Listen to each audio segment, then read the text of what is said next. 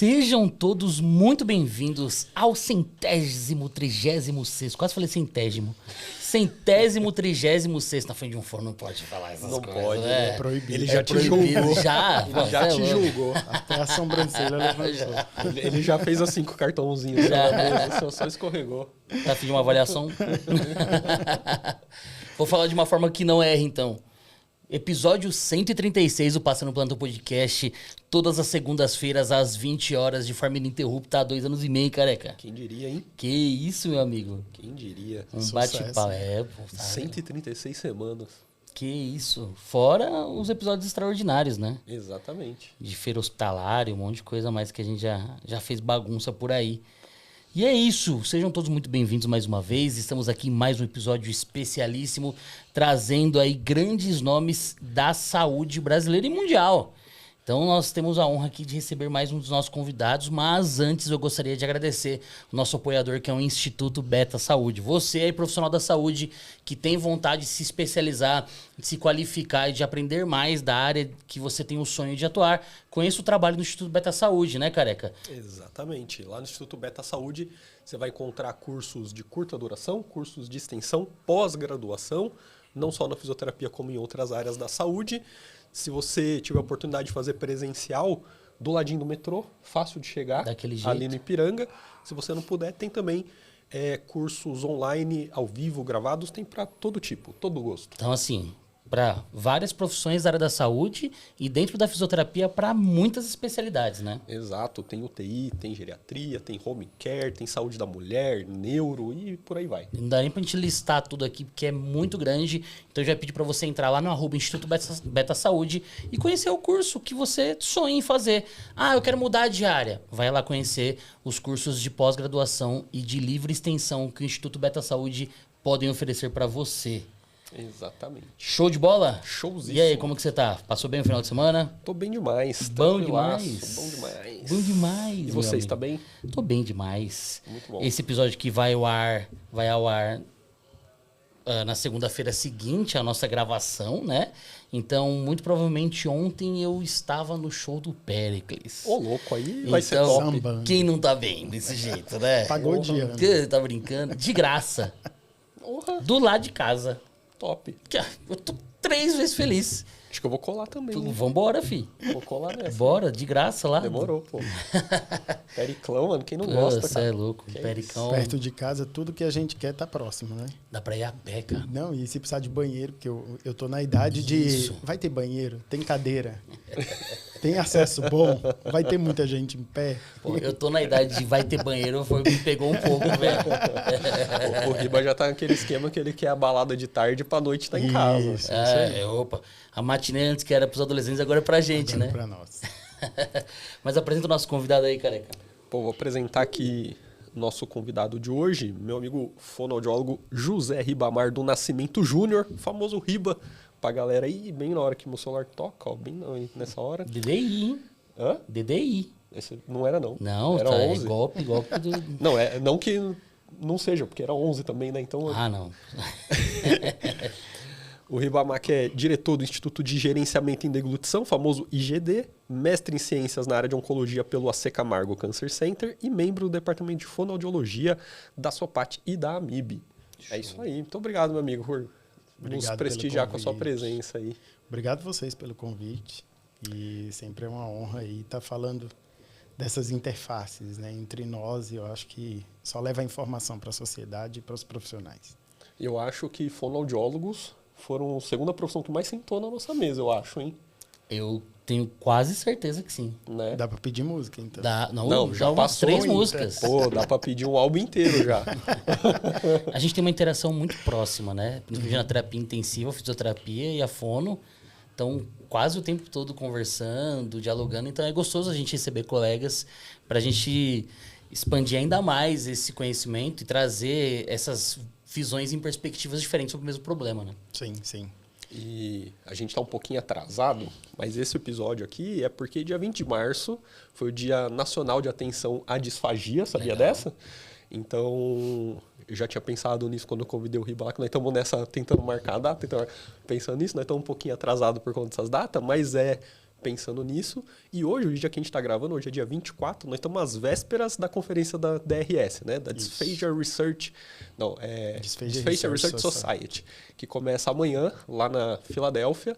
Então, estamos aí nessa pegada para, né, falar sobre disfagia, que sempre é um assunto importante, conhecer mais sobre o RIBA. Então, bora lá. Queremos saber mais de você. Por falar em DRS, ô RIBA, antes da gente falar um pouquinho de você, você já esteve lá na conferência deles? O DRS eu só fiz na parte online, quando teve. Agora, o europeu é o que eu costumo ir mais. O cara é chique, ele vai para a Europa, irmão. Tá louco. Mas, até por conta de algumas parcerias, enfim, então eu acabo indo mais para o europeu. Legal, pô. E o que você sentiu, assim, lá na Europa, conhecendo o pessoal da Fono lá? Comparado ao Brasil, como que a gente está, assim, comparado à Europa, por exemplo, na área da Fono? Eu tive 2 experiências boas lá na Europa.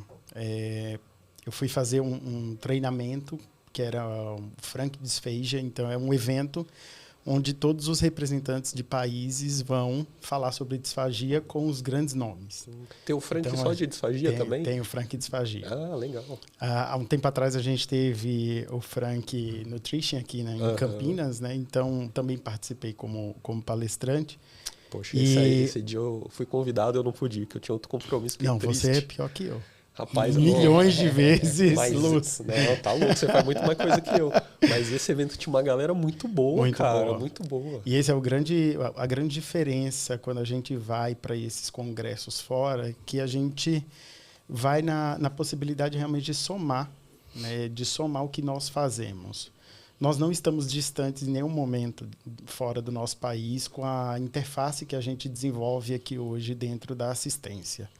E, inclusive, temos áreas que são muito avançadas do que é lá fora. Então, hoje eu faço parte da gestão de hospitais, né? Então, eu faço a implementação da linha de cuidado em disfagia de vários hospitais aqui em São Paulo. Hoje eu cedio mais o HCO, que é o que eu estou lá há muitos anos já. Desde que eu vim para cá em 2009, eu sou de João Pessoa, na Paraíba, então eu vim para cá, bom demais, fugir do calor e da praia, que são 2 coisas que eu não sou muito fã. Fugiu do calor agradável do e calor veio agradável, pro calor seco e desagradável de São Paulo. Isso.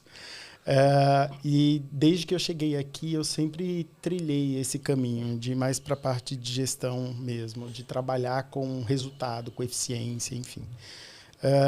E esse é um pilar que fora do nosso país nós estamos à frente muito. Né? Hoje a gente tem muitas questões relacionadas à implementação de linhas de cuidado em saúde dentro da fonoaudiologia aqui, que lá não tem. Então, a gente trabalha muito com muitos mais dados do que eles, com muito mais resultado expressivo, né? Falando em termos de reabilitação, sim. Enfim. Como que é a formação deles lá na Europa, você sabe? É uma formação específica, de nível superior? Depende do país. Né? Existem países que quem trabalha com deglutição na Europa é o fisioterapeuta ou o terapeuta ocupacional. Nossa, não imaginaria que não isso. É o que nós aplicamos aqui no nosso território. Né? Da mesma forma que tem outros países que o foco da fonoaudiologia é exclusivamente a fala e não dentro de hospital. Então, isso varia bastante. Mas é um ensino, em alguns locais, técnico, e em alguns locais, ele é um ensino superior.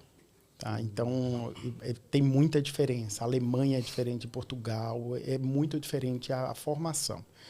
E é nessa convergência entre países que os nossos conselhos acabam tendo esse dinamismo em tentar se aproximar, né, das outras entidades fora do nosso país para tentar realmente unificar algumas situações importantes, principalmente levando a o que nós desempenhamos dentro de territórios. Somos tão soltos, né, independentes em muitas coisas, em condutas, em tomada de decisão. Sim. Aqui dentro do Brasil e em outros lugares nem perto disso são.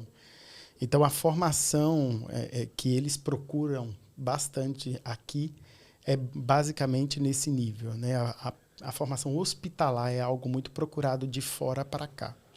né? Então, a gente acaba dando aula para fora, a gente acaba sendo levado para lá para fazer essa troca mesmo de informações e prática baseada em evidência, né? A gente trabalha muito com terapia, com reabilitação. Em muitos lugares é só avaliação. Não tem um processo terapêutico envolvido. Então, isso também tem uma grande diferença.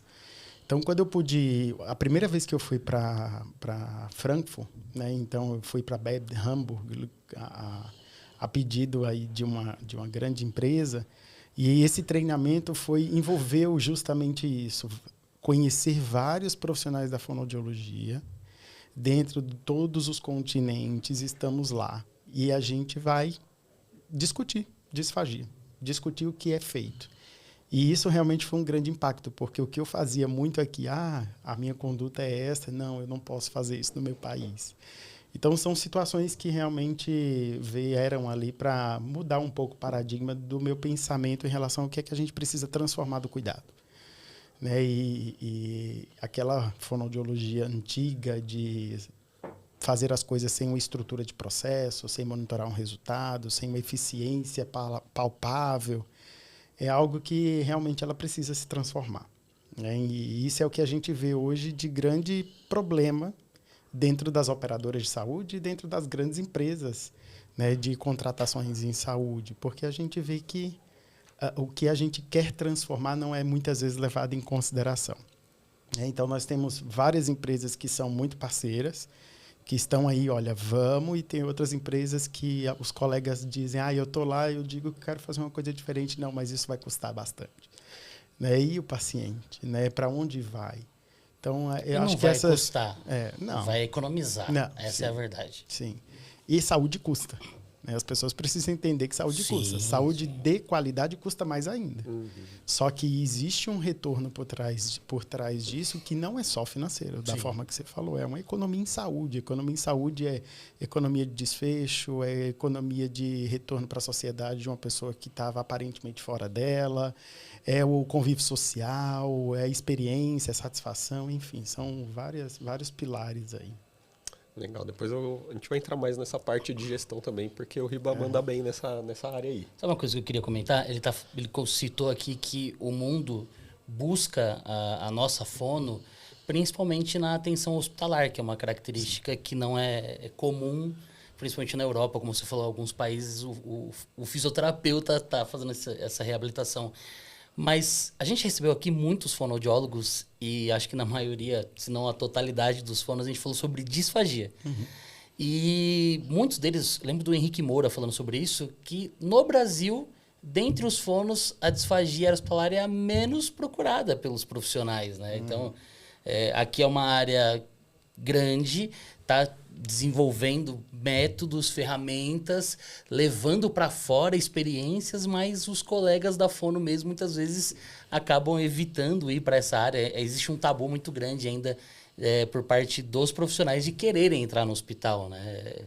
Mas é interessante essa visibilidade, talvez mude essa perspectiva. Olha, gente, o mundo está vindo para cá para aprender com a gente, então vamos começar a multiplicar aqui dentro mesmo com os colegas para criar mais mão de obra, né? Eu acho duas coisas separam essa procura, né? Eu acho que isso a gente vive em todas as profissões, ainda mais quem está na área hospitalar, né? Cada vez mais a entrega é tripla e o retorno é menor. Sim. Então, como trabalhar com esse equilíbrio que não existe hoje? Então, hoje você tenta fidelizar uma equipe, você tenta utilizar recursos, inúmeros recursos, mas a gente sempre se esbarra em muitos outros, né? Então, quem não quer ganhar bem? Quem não quer trabalhar em condições mais tranquilas de trabalho, onde é tudo mais dividido, onde as tarefas elas são mais disponibilizadas a todos e elas não fiquem com sobrecarga. Sim. Então, a gente vê isso na enfermagem, a gente vê isso na fisioterapia, a gente vê isso na fono, na psicologia e na nutrição e inúmeras outras, né? Então, acho que a gente tem o primeiro problema, que é crônico, do nosso país, da nossa saúde sucateada, da nossa precarização, da operação de saúde cada vez tendo aí o reflexo da pandemia que ainda se encontra, né? O quanto a sinistralidade é alta, mas ao mesmo tempo eu vejo também essa situação de formação. né? Então, a gente tem um outro gancho, por que não é procurado? E eu acho que um leva o outro, né? A gente tem uma rádio peão muito grande, né? Então, assim, e lá onde eu trabalho é muito ruim, paga pouco lá. E aí as pessoas generalizam que isso é para todo lugar. Como se fosse uma característica Como da se fosse uma especialidade, característica né? da especialidade, né? Então, se você for comparar, hoje a gente vê realmente a procura para fala e linguagem ser muito mais atrativa, porque financeiramente se paga mais, né? Então, se paga mais por quê? Porque uma família de uma criança de espectro autista, por exemplo, judicializou a operadora de saúde e ela tem que custear aquele tratamento. Então, a judicialização é uma coisa que, até ontem, hoje é dia 24, no dia 23, o Fantástico, inclusive trouxe uma matéria sobre isso, né? Sobre a questão do home care. O quanto o home care hoje, ele coloca ações ali para serem feitas por uma questão financeira, né? E as pessoas do próprio home care, infelizmente, acabam tendo essas ideias que não levam a nada, a lugar nenhum, inclusive prejudicam os profissionais. Então, obviamente, não são todos home cares. Na edição de ontem foi um específico do Rio Grande do Sul. Mas isso acontece, né? E a gente vê isso o tempo inteiro. Saiu em várias revistas o quanto a gente teve uma penalidade porque a gente pede reembolso de vários recibos partidos. E isso tem um impacto, né? E a gente não consegue, muitas vezes, lidar com essa teia, essa rede de operação. A fonoaudiologia ainda pouco, não é nem acionada, mas ela é ainda pouco instrumentalizada dentro do processo de gestão operacional das grandes empresas. Então, você acaba sendo... Se você é um gestor da empresa de fonoaudiologia, você é terceiro. Esse é o panorama. Você tem um seletista ali que vai para um cargo sênior, mas que tem que se dividir entre a operação e a assistência. Ou seja, a gente ainda está crescendo, né, cada vez mais. Mas eu acho que essa procura do profissional fonoaudiólogo por áreas que não são a hospitalar vem muito disso. Vem da realidade hospitalar, que não é fácil, né? O alto índice de cobrança, muito trabalho, muitas vezes o salário mais baixo, né? Uma hora sendo paga mais baixa, e às vezes com folgas que muitas vezes não existem, e você acaba sobrecarregando, e as pessoas realmente fecham esse nicho, né? Eu acho que ainda para completar nisso aí, que acho que nisso a disfagia e a fisio, por exemplo, de UTI tem em comum, que tem essa questão da remuneração, apesar da fono ter uma remuneração melhor que a fisioterapia, porque eu vejo os salários por aí, eu sei que é melhor, na média... Mas trabalham 8 vezes mais, né?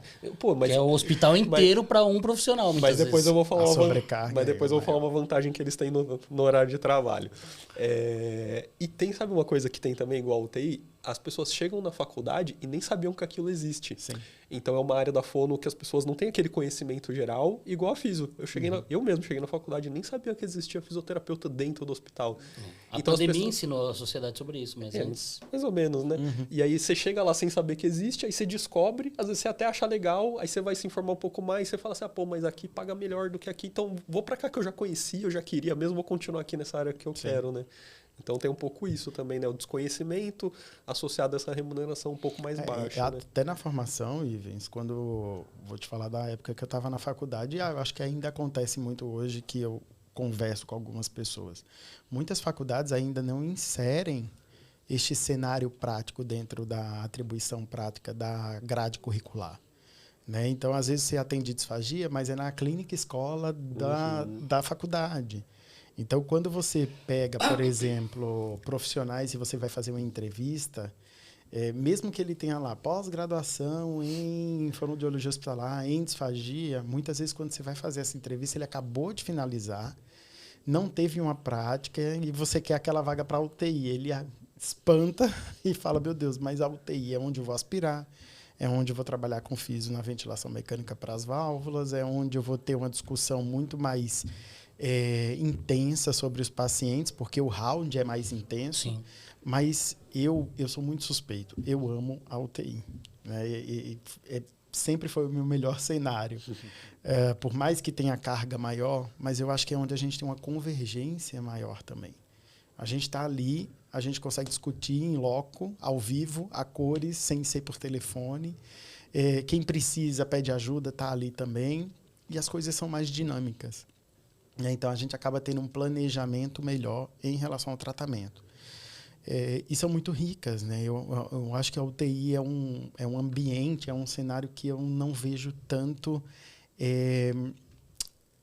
tantas pessoas querendo sobressair em cima das outras. Sim. Acho que a gente está falando por igual ali, né? A gente está tratando de um doente crítico e os aspectos eles são relevantes e diferentes e todo mundo precisa um do outro. Então, eu acho que não cabe mais isso, não só na UTI, mas em nenhuma outra área.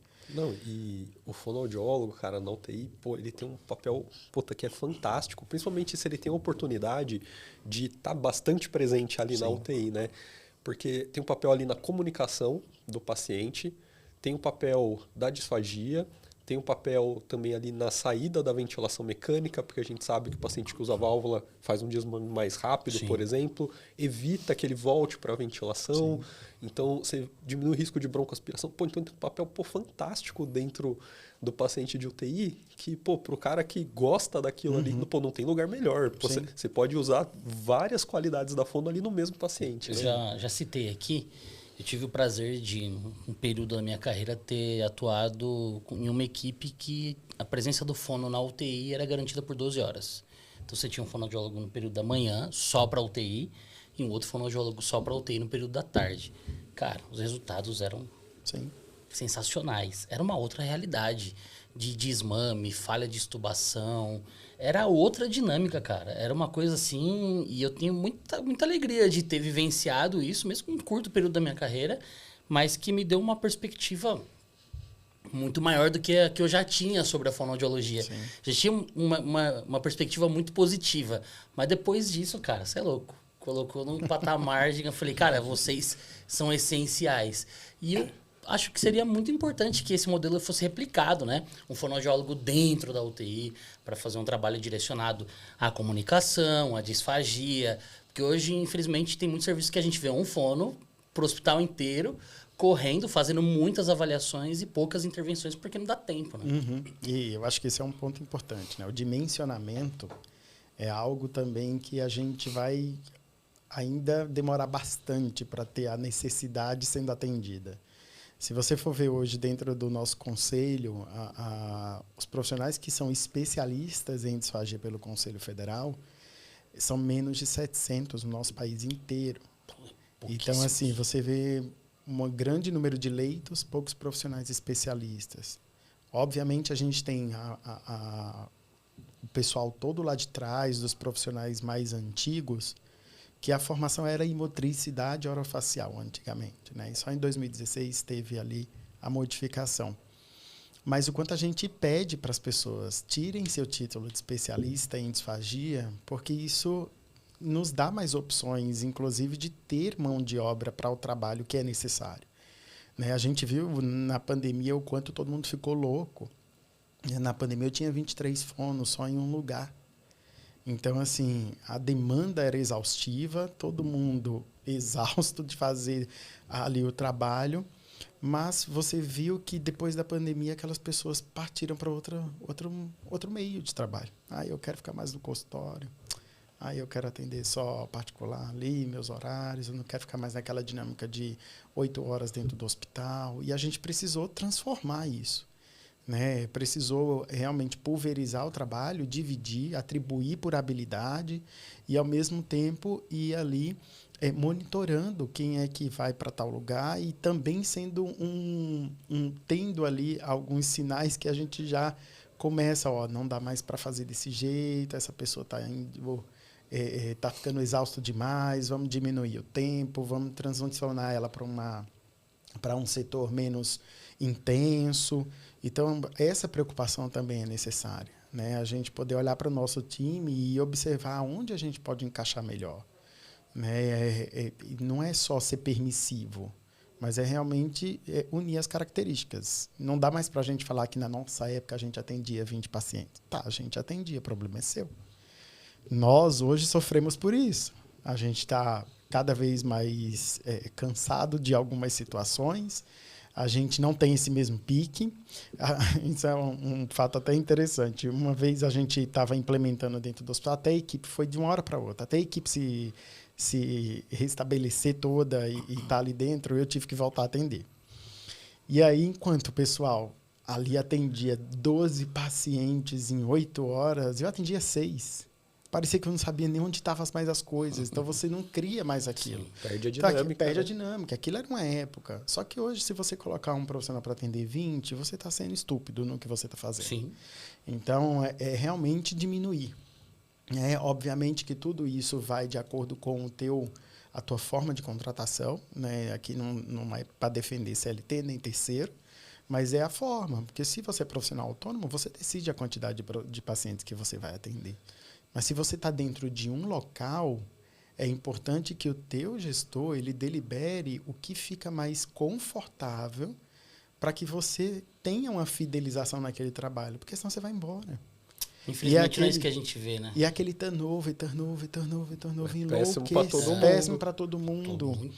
Por todo mundo. A menina do admissional fala assim, pelo amor de Deus, já vieram mais de 30 aqui em menos de 60 dias. O RH é o que mais trabalha, né? O que é que está acontecendo? Você pede o crachá, joga o crachá. Pega o crachá, devolve o crachá. E fica todo mundo enlouquecido. Mas eu acho que a gente precisa entender como é essa necessidade desse equilíbrio hoje em dia. Ô Riba, tem alguma regulamentação hoje para fono nesse sentido? A gente tem uma recomendação do Conselho. O Conselho, inclusive, nós nos juntamos, tanto a MIB, Sociedade Brasileira de Fono, Conselho Federal, para, inclusive, dar insights para o Conselho para deliberar da melhor forma possível. Né? Porque a gente teve uma primeira publicação, onde era um fonoaudiólogo para cada 10 leitos ininterruptos.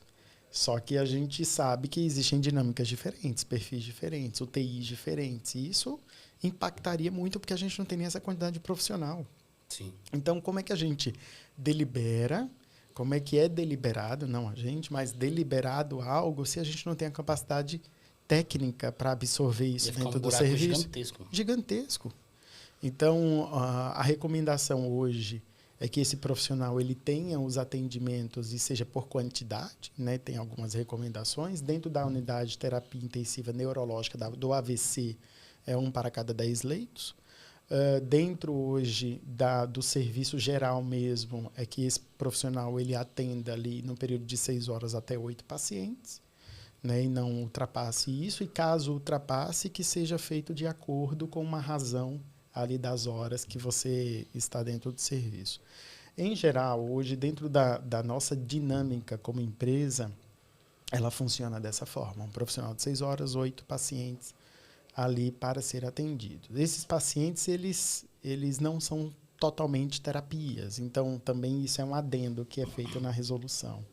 Que é importante que a divisão seja feita conforme a complexidade. Né? Então, não adianta o cara pegar ali 10 traqueostomias e o outro ficar com 5 triagens. Não é isso. Né? Então, são realmente essa preocupação que a gente tem que ter em deixar mais confortável possível. Obviamente, quanto maior número, melhor. Mas, infelizmente, nem sempre, quando você trabalha com maior número de profissionais, e mesmo que você faça uma produção maravilhosa, nem sempre vai vir aquele valor para pagar todo mundo. Porque, infelizmente, a gente barra no assunto financeiro. Tem convênio que paga R$20, tem convênio que paga R$18,50, e assim vai. E hoje a gente tem convênio bronze, premium, gold, silver, e assim vai. Né? Então, cada um tem também um valor. E eu não consigo fazer isso. Né? Antigamente a gente pagava, contratava a pessoa e ela recebia pela quantidade que ela produzia. Né? Só que a gente viu que isso é um modelo falido.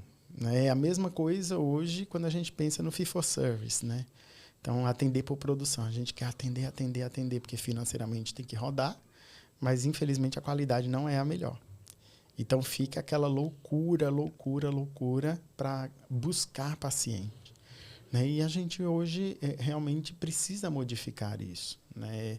Acho que a saúde, principalmente pensando em reabilitação, vai transformar mais ainda o olhar quando o pagamento for por performance. por resultado e não por fee for service. Então, isso é uma coisa que a gente já vem percebendo, isso é uma coisa que em algumas operadoras a gente já tem isso dentro de alguns hospitais, esse tipo de modelo, e inclusive o nosso modelo de contratação para a organização. A gente deixar como empresa de ser aquele modelo de prescritor, né? Ganhar pelas prescrições que você realiza. Então, hoje, a grande maioria dos nossos contratos, elas são por performance. Né? Então, você tem ali um valor, este valor é atribuído à tua performance. Se você performar bem, que bom, a gente mantém esse valor e vai reajustando. Se você não performar bem, infelizmente. E eu acho que é aí que a gente tem que dar o pulo do gato, né? Realmente entender como trabalhar melhor para ter melhor performance. Né? Mas questão financeira, dimensionamento, eu acho que a gente tem problema isso em todo lugar. Né? Muito. Isso ainda a gente precisa evoluir, por exemplo, na gestão, para a gente ir resolvendo ao pouco esses problemas, né? Que nem a própria dimensionamento. A enfermagem resolveu isso muito bem, porque elas sabem, através de um método quantitativo e qualitativo, dimensionar a equipe delas para a necessidade daquele Sim. dia. Então, é feito todo dia, todo plantão, aquele dimensionamento. E não tem como você escapar. Porque senão ela sabe que não tem como dar o cuidado que o paciente precisa. Então, a gente precisa, né? Por exemplo, na físio, lá no meu hospital, tem gente pesquisando isso para físio, de como dimensionar. Sim. Então, a gente vai chegar num ponto que vai evoluir as coisas nesse ponto para ficar bom para todo mundo. Porque também não adianta só atender 3 também, porque não vai ser bom para mim, mas para o resto não vai. Não adianta eu atender 30. Né? Então, a gente precisa achar esse ponto de equilíbrio, onde a gente tem uma boa performance associada a um bom ganho financeiro, que vai equilibrar todas as coisas. Né? E é por isso que eu acho que essa questão de definir profissional por número de leito físico é também um desafio. Porque você pode ter 4 UTIs dentro do teu hospital. A gente tinha um serviço dentro do hospital que eram 8 UTIs. Cada UTI era um perfil diferente. Então, tinha UTI que tem dia que não tinha ninguém para você atender. Tinha outra UTI que estava todo mundo quase, dos leitos para serem atendidos. Então, você tem que redimensionar. Então, quando a gente engessa, faz a cada 10 leitos, tá. Então, nós passamos no concurso, eu e o Ivens ficou com a UTI neuro e eu fiquei com a UTI ortopédica. Então, eu vou ter 2 pacientes, o Ivens vai ter 10 na neuro dele. Então, como fazer esse tangenciamento melhor? Então, às vezes, até isso, eu acho que vale a pena a gente cobrar dos nossos conselhos, porque, às vezes, a ideia de quem está lá na ponta descrevendo essas resoluções talvez não seja a prática que hoje é vivida pelo profissional. Sim. Então, é importante ter essa troca, né? E é por isso que eu acho que vale a pena a gente revisar. Tem muita coisa, se eu for pegar da fisioterapia, por exemplo, vocês vão ver que tem muita coisa lá atrás que foi feita a resolução que dá para ser revista. A própria RDC né? precisa ser revista. A própria RDC. Né? Mas você vê que é interessante, né? E até a profissão precisa ser levada em conta. Sim. Não dá para fazer igual para todas as profissões. Porque, por exemplo, para físio, falar que é por leito ajuda muito a gente. Sim. Porque se falasse que era por paciente, tipo um físio para cada 10 pacientes, eu ia ter que sair da UTI para atender algumas vezes. Sim. Quando fala que é para 10 leitos, isso me resguarda de eu ficar ali com aqueles 10 leitos. Não importa se estão ocupados ou não, mas pode chegar paciente a qualquer minuto. Então, eu estou aqui à disposição para atender esses pacientes. E para outras profissões já não faz tanto sentido, né? Então, e isso depende muito da forma de contrato, Ivan. Sim. Porque se você é concursado, beleza. Você está ali, você faz outros tipos de atribuições, você está com paciente, você está na equipe e tal. Se você é dentro de uma prestação de serviço, isso é péssimo. Porque você vai deixar um profissional ali ocioso, aonde o outro profissional lá está se desmanchando em fazer atendimento. Porque às vezes a gente não tem 12 profissionais no hospital, a gente tem 2. Então, assim, a forma também de trabalho, de contrato, ela também interfere nisso. Isso foi algo que nós da AMIB e a sociedade, na época eu e a Carol, a gente posicionou muito isso. Né? Não adianta pensar somente em quem é concursado e no CLT. Você precisa pensar na terceirização. Você precisa pensar em quem está com um contrato, que não é terceiro, mas tem um contrato. Ou seja, a forma, ela diferencia também pelo contrato. Então, infelizmente, não dá para a gente engessar demais. Uma coisa é a gente falar de físio, de enfermagem, que a gente tem um número enorme de profissionais no país. Outra coisa é a gente falar de fonoaudiólogo, que tem um número menor de profissionais no país, e quando você estratifica por especialidade, ainda é pior ainda. Né? Então, se você for ver a especialidade fono-hospitalar no site do Conselho, não chega nem a 100. Então, assim, porque agora você tem várias possibilidades de pedir título de especialista. Né? Então, é uma preocupação das sociedades científicas, é uma preocupação dos conselhos em como atrair mais essas pessoas, como deixar melhor isso, só que é assunto para 3 noites, 3 Facilmente. Não é. Eu quero que a gente fale de disfagia logo, mas primeiro, você é nascido em João Pessoa mesmo, Riba? Sou nascido em Souza. É Fica a perto ali? 462 quilômetros de João Pessoa. Pertinho. Do lado. É, 400 km é rápido. É do lado do Ceará. Bom mais demais. próximo do Ceará. Aí, me fala uma coisa. Você tava lá em Cabo Branco, comendo no Mangai, jantando no Nau. E o que deu na tua cabeça de Na fazer minha época não fonoaudiologia? tinha Nau ainda. Aí, ó, tá vendo? Não Bom, se expõe tanto, amigo. Não se exponha tanto. É verdade. Mas muito boa. A cidade é muito boa, né? João Melhor Pessoa cidade. Eu que eu já moraria lá conheci. fácil. Eu adorei Eu João não Pessoa. voltaria para lá, você acredita?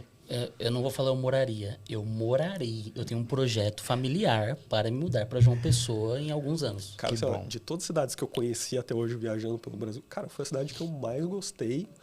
E, assim, eu fui sem pretensão nenhuma, fui lá dar uma aula numa pós-graduação Não coisa aconteceu comigo. e por acaso eu tive um dia e meio livre. E aí o grande amigo meu lá... Um dia e meio. Um dia e meio. Grande amigo Dosto. É porque o outro Salve, meio-dia Dosto. ele tava lá naquela praia lá que ele não quer falar sobre, entendeu? Tambaba. Lá então. Não fui. O Dosto não quis me levar, não sei porquê. Mas, cara, ele me levou pra conhecer os pontos principais ali da cidade, me levou lá pra ver o Bolero de Ravel, não sei o quê, ele, a Na esposa Praia do Jacaré. dele e tal. Pô, me levou lá nos lugares. Cara, pô, que cidade fantástica. E assim, o custo até hoje lá, comparado às outras cidades do Nordeste, muito menor. Muito menor. E, pô, cidade boa demais, boa demais. Eu tenho vontade de morar naquela cidade vizinha, João Pessoa. Eu nunca lembro o nome. Que é próximo, assim. Vizinha João É uma Pessoa. cidade vizinha. Campina Grande? Não. A cidade é vizinha mesmo. É colada a João Pessoa. Eu não lembro qual que é o nome. mas Lucena. É outro nome. Mas eu tenho já pesquisei imóvel. Eu tô no projeto real, viu, cara? Vizinho mesmo é Cabedelo. Cabedelo. Cabedelo. Isso. Então, Porque Cabedelo é Grande João Pessoa. Isso, Na mesma isso. via você encontra então, Cabedelo. o pessoal aí de João Pessoa e Cabedelo. Se em um dia me breve, ver por aí. o Passando Plantão Podcast talvez seja transmitido em João Pessoa daqui a uns anos, né, cara? Pô, cidade boa. Bom, eu vim de Souza. Eu nasci em Souza, morei muito pouco tempo lá. Pelo menos que eu me lembre. E depois a gente veio morar, eu com meus pais, meus irmãos, em São Paulo. Então, nós moramos em São Bernardo. Até os 6 anos eu morei lá e depois eu voltei para João Pessoa de vez. Né? João Pessoa realmente é uma cidade que conquista, né? Porque ela é uma cidade interiorana, dizendo assim, porque ela tem aquele aspecto de interior sendo capital. Ô, Riba, se você quiser, você me avisa aí. Pode deixar. Aquele clima de interior, mas sendo capital, com praia, enfim, é calor o ano inteiro, a gente não tem frio, Aquela brisa boa. é chuva e seca e isso quente, que me né? resiste um pouco. Esse calor. Mas anual. mas é uma cidade muito boa. Hoje meus pais moram lá, minha família mora lá, eu vou só para visitar. Amo João Pessoa, porque realmente foi uma cidade que me trouxe até aqui. Inclusive, a minha mentora eu conheci lá, fazendo pós-graduação. E ela me proporcionou tudo isso. Né? Mas eu acho que São Paulo me conquistou mais. Né? Em termos de...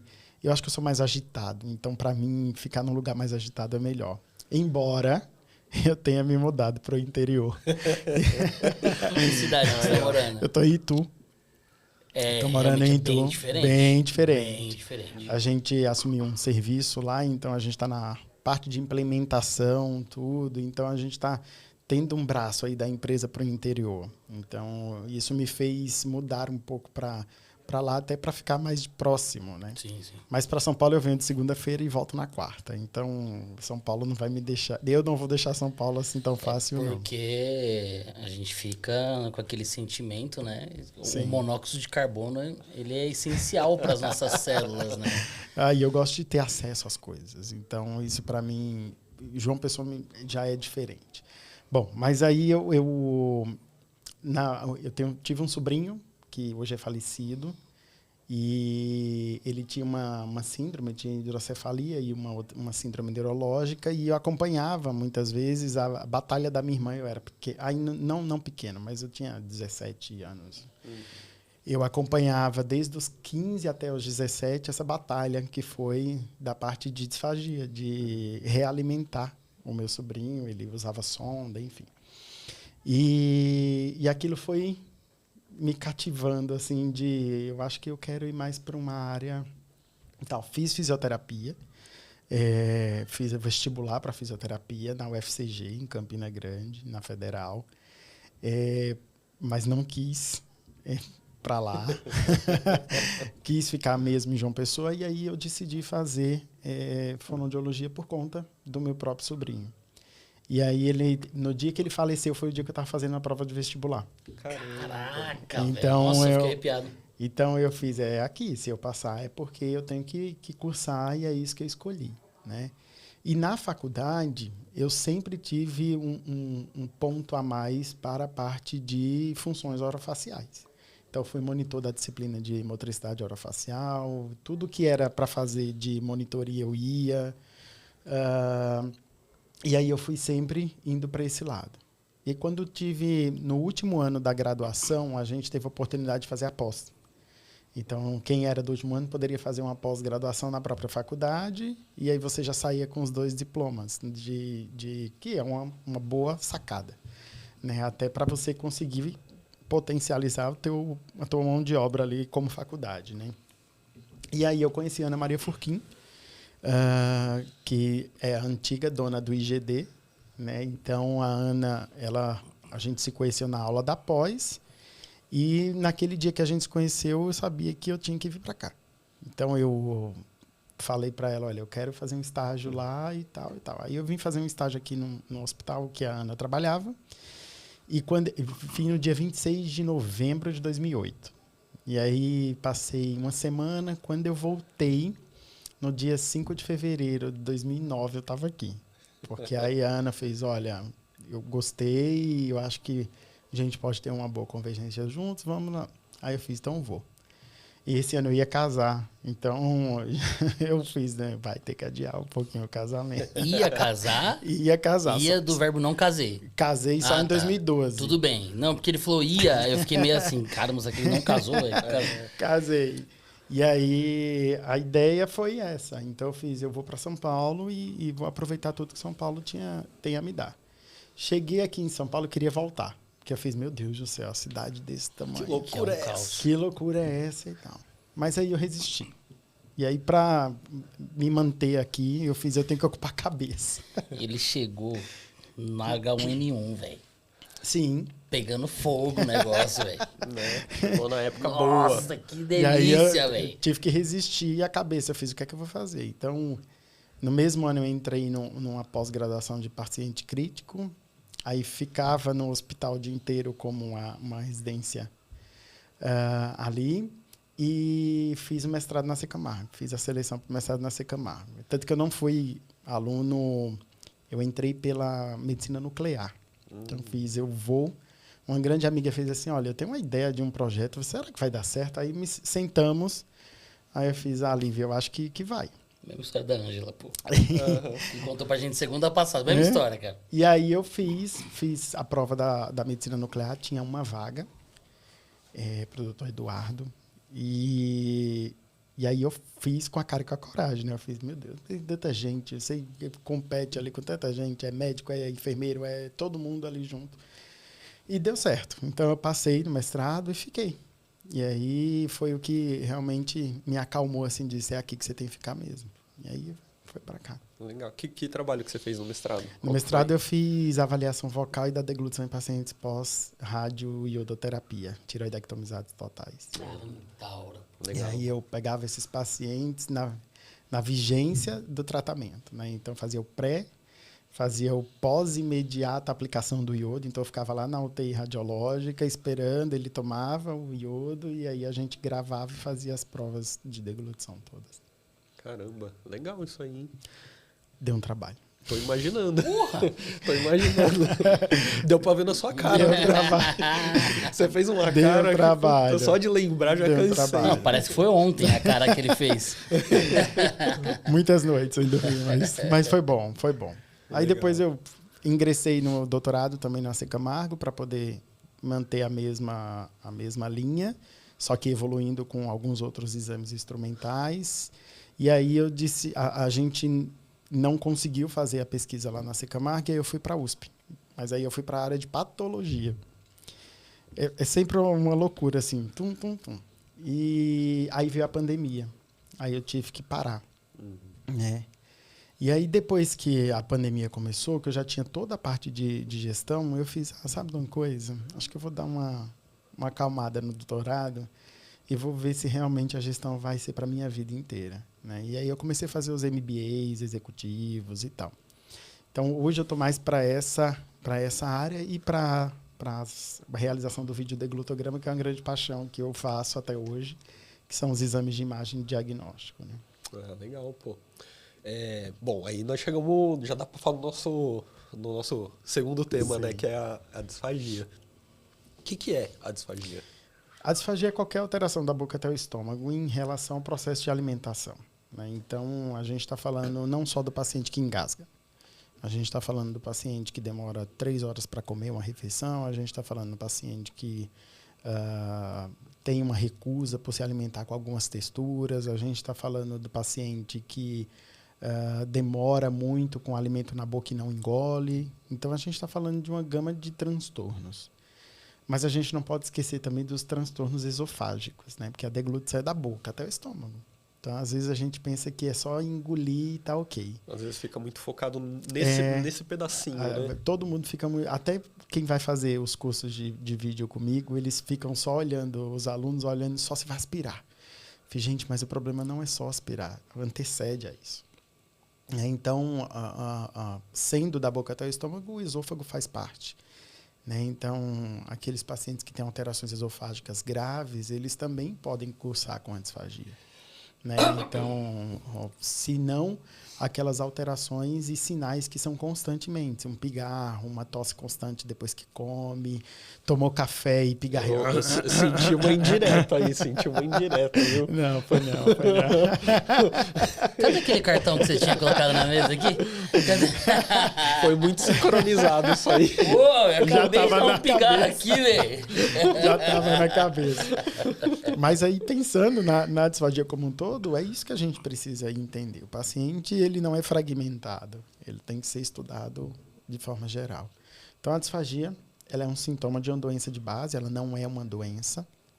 Então, ela vem sempre acompanhada de uma doença neurológica, da cabeça e pescoço, infecciosa, uma alteração anatômica, sarcopenia. Sarcopenia é quase irmã gêmea, né? Eu tô me sentindo com a minha mãe numa consulta.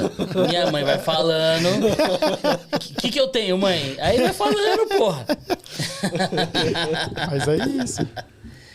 E está muito mais presente do que a gente imagina, né? Pena que ainda é tão subdiagnosticada da forma que deveria ser melhor ali um alerta. E o que a gente podia fazer para melhorar isso? Então, assim, em termos de diagnóstico, como que a gente faz para entender a presença dela? Dentro do ciclo de avaliação da disfagia, a gente tem a avaliação clínica, né, que é a avaliação a soberana. A gente tem a avaliação complementar, que aí são os exames de imagem. Então, a gente está falando do videodeglutograma, a videofluoroscopia. O videodeglutograma é mó legal, velho.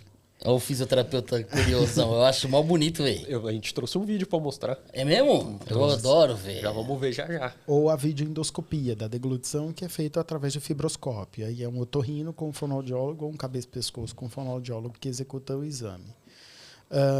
O que a gente tem hoje difundido em maior é isso. Mas aí a gente tem as complementações que são importantes, né? Então, a avaliação para sarcopenia, ela vai desde o hand grip até prova funcional, enfim. Isso auxilia também para o diagnóstico da disfagia. Da mesma forma que as manometrias, as avaliações esofágicas, elas também auxiliam a avaliação complementar para a disfagia. Então, assim, hoje, o que a gente precisa dentro da linha de cuidado em disfagia, que é o que eu gosto muito de pôr, que é o que eu executo hoje dentro das assistências. Então, é trazer uma identificação segura e correta. Então, isso depende de toda a equipe, não só da fono. Fazer uma triagem que seja específica para os sinais e sintomas, que também pode ser feita por toda a equipe, uma triagem que hoje é um questionário dirigido, uma triagem fonoaudiológica, que aí correlata a tua área, uma avaliação clínica, que essa avaliação clínica a gente está cada vez mais tentando colocar na cabeça das pessoas que ela não deve depender de uma prescrição. Se o paciente tiver um quesito para fazer essa avaliação, porque é um cuidado. A gente está falando de um paciente que vai aspirar, se eu esperar tanto X tempo, depender de uma prescrição para atender esse doente. Então, hoje a gente já tem andado bastante sobre esse modelo. A gente não ser mais prescritor, dependente de uma prescrição para executar a avaliação. Porque a organização entende que é o cuidado integrado em saúde. Então, se o paciente tem risco de queda, vamos esperar? Não, você tem que intervir. Então, as intervenções são muito baseadas nisso. Além da avaliação clínica, que é fundamental, e aí o fonoaudiólogo executando a avaliação com todas as consistências, de uma forma mais dinâmica, observar a funcionalidade e a avaliação complementar. Então, a gente chega no diagnóstico. Não podemos esquecer que tratar é um adendo, né? Então, o tratamento é preciso, e aí vem a parte de reabilitação com exercício, com mudança de consistência, com sugestão de via alternativa de alimentação, enfim.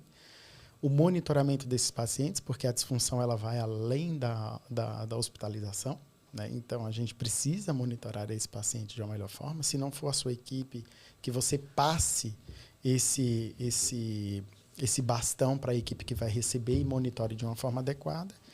E observar os desfechos, que aí entra toda a parte de executar ali a compilação dos dados que você hoje executa, né? Então, aquilo que a gente não consegue observar se há melhora ou não, é porque está faltando um monitoramento, né? E não adianta monitorar se ele está comendo ou se ele entrou sem comer e vai sair sem comer. Mas qual a qualidade dessa comida? Né? Atinge meta calórica e proteica? Ele é independente? Consegue deambular? Então, assim, ganhou massa? Não. Então, comer por comer não faz sentido, né? Então, a gente precisa entender o contexto da alimentação, que vai desde a parte nutricional, músculo esquelético e assim vai. Pô, legal, hein? Eu não gostei desse negócio de comer por comer, não faz sentido. Eu adoro comer por comer.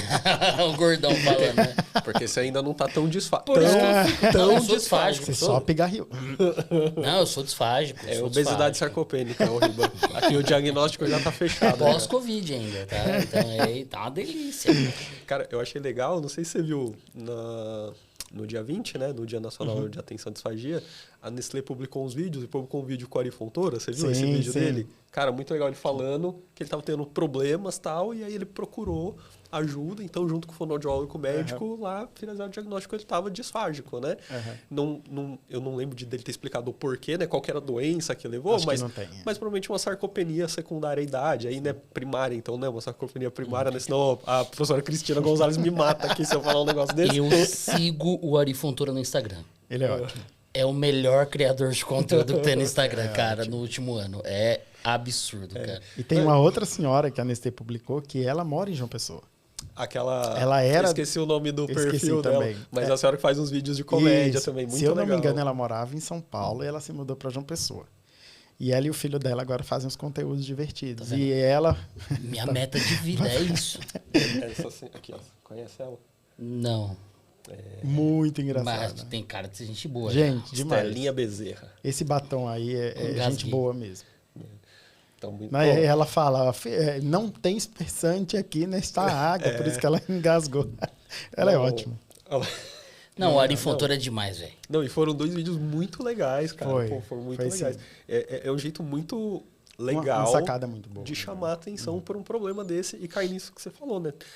Tem que ser uma coisa mais ativa, né? Menos reativa, quando o problema já tá lá instalado, trouxe problemas, tipo, já broncoaspirou, já foi ponto por causa da pneumonia, né? Qual a diferença de trabalhar com a campanha da voz e a campanha da disfagia? Porque a disfagia você só vai perceber quando ela já começa a tentar se instalar. Os cuidados com a voz, ele é muito disseminado porque todo mundo usa a voz. Sim. Então, assim, você tem que fazer coisas para remediar a possível complicação que vai acontecer. Né? E aí, às vezes, as pessoas perguntam, mas como é que eu faço para não ter a disfagia? Mas para não ter a disfagia, pensando que ela é uma sintoma de uma doença de base, você precisa ter a prevenção das doenças. Então, assim, o que é que você faz para não ter um AVC? Você deixa de ser sedentário, você come melhor, você faz para... Não é para você. Tudo bem, gente. Quem falou que você era sedentário foi o Ives. É comer melhor. Mas só olhar para mim, eu sou muito sedentário. É comer melhor. Enfim, então é não fumar, é não beber em grande quantidade e assim vai. Então, se você minimiza potenciais doenças, você vai minimizar, consequentemente, o possível aparecimento da disfagia. Já a voz ela é muito mais difundida, porque todo mundo usa esse mecanismo, todo mundo sabe a importância da sua voz. Né? Mas a disfagia, as pessoas ainda são carentes dessa informação. Então, a ideia das campanhas de disfagia, o dia 20 de março, é um dia que todo mundo fica ali enlouquecido nas redes sociais, postando, repostando e vai... Os outros 364 dias esquecem. E aí, às vezes, esquecem. Né? Então... Eu acho que é um trabalho contínuo. A gente conseguiu fazer uma campanha nacional em atenção à disfagia, Juntos Somos Mais Fortes. Essa campanha ainda segue, né? Mas realmente é aquela visualização de a disfagia, só vou perceber quando ela realmente me atingir. Né? Então, são coisas que a gente fica sempre colocando para a sociedade e batendo na tecla. A informação não é para quem trata a disfagia, é para a sociedade. Até me atingir é relativo. Porque às vezes muda o hábito, se adequa àquela característica, a alimentação fica mais demorada, porque tem um processo de deglutição comprometido e ainda assim não busca assistência. Sim. Porque só se adequou ao problema e seguiu, né? Não, e às vezes para a pessoa engasgar é comum. Então, eu sempre engasguei. Então, por que agora eu vou ter que procurar alguém? Né? Então, a gente acaba brincando que a gente tem pacientes que não tem um dente na boca e come picanha. E tá tudo bem. Tem paciente que tem todos os dentes na boca, bebe água e é péssimo. Eu tinha um chefe que não podia tomar um copo d'água que engasgava. Eu já falei para ele, procurou um fone? Não, fisioterapeuta, pô. Aí, tá vendo? Teimoso. Então, a ideia... Se você quiser voltar no início pra gente, só porque daí o Riba vai contando pra gente o que a gente tá vendo aí no vídeo. Ó. Então, assim... Que exame que é esse primeiro? Esse é o videodeglutograma, ou videofluoroscopia da deglutição. Boa. Então, é um exame que a gente faz no raio-x. A imagem ela é 100% dinâmica. Né? A fluoroscopia já é para isso, é um telecomandado que a gente utiliza. E a gente faz a avaliação da eficiência e segurança da deglutição. Né? Então, você está vendo aí boca, palato mole, todas as estruturas, valécula, epiglote, tudo está aí. E a via aérea, que é o que a gente não quer que o alimento vá. Né? Então, o que a gente oferece? A gente oferece várias consistências em graduações de viscosidades diferentes, juntas com o próprio bário. Então, a gente faz a graduação da consistência com o bário. E aí eu vou decrescendo a viscosidade, desde consistência mais comumente falada, pudim, mel, néctar. Mas hoje a gente trabalhando com toda essa implementação de padronização, a gente está falando de ITSE nível 4, nível 3 e nível 2. E o nível 0, que é o líquido. Então, a gente vai dando as consistências e vai observando a eficiência. Tanto pensando no paciente que vai penetrar e aspirar em via aérea, quanto o paciente que fica com estase na cavidade oral, que fica com estase em valécula. Ou seja, perguntar Ou Esse seja, resíduo da valécula. sim, esse resíduo pode ser por uma redução de força de base de língua com a parede da faringe, pode ser uma redução de pressão intraoral, ou seja, o resíduo ele pode ser por N possibilidades. Uma redução da constrição da faringe. Então, a gente consegue visualizar de forma dinâmica onde cada coisa vai ter que estar. Então, palato mole também, que você vê ali a paciente falando que ele faz o arqueamento total para não ir a comida para a cavidade nasal. E isso pode acontecer. Então, um paciente com AVC, um paciente com Parkinson, um paciente com ELA, múltiplas doenças, enfim, você pode ter uma alteração nessa dinâmica. Se for para a via aérea, a gente tem ali a penetração ou aspiração, dependendo do nível, penetração até o nível de prega vocal, aspiração abaixo do nível de prega vocal. Pode ter clareamento, sem clareamento, enfim, uma enormidade de características. Né? Então, o exame ele serve para isso. Né? Mas, por exemplo, ele tem limitações. Se você perguntar se você chegar para mim hoje e dizer, eu quero que você avalie a minha saliva com videodeglutograma, não tem como. Porque ele só consegue avaliar por meio de barogel, né? de contraste. Ele tem que ter um contraste. E aí, se quer avaliar saliva, segurança da saliva, isso é na videoendoscopia, que você consegue ver uma imagem mais morfofuncional e uma anatômica muito melhor. Aqui a gente vê a conformação das estruturas. Né? Se você me perguntar se a aritenoide está vermelha ou não, hiperemiada ou não, eu não vou conseguir te falar. Né? Então, o que a gente vai ver é a topografia. Né? Então, é um exame de imagem. Existe algumas limitações para fazer o exame. O paciente tem que estar acordado, minimamente colaborativo. Ele tem que conseguir ali executar as ordens que a gente solicita. É um exame que a gente tem aí a prega arepiglótica, teve uma penetraçãozinha ali. Então, é um paciente que a gente vai manejando isso de acordo com o exame. Um pelicano, né, velho?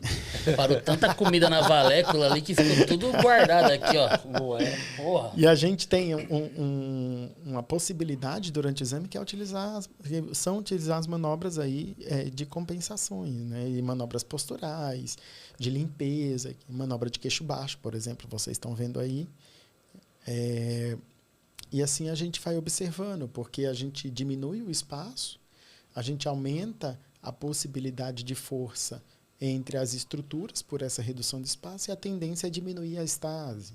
É proteger um pouco mais também a via aérea, porque você reduz o espaço da orofaringe. E assim vai. Então, dentro do exame, a ideia é ter essa avaliação quanti-qualitativa. Né?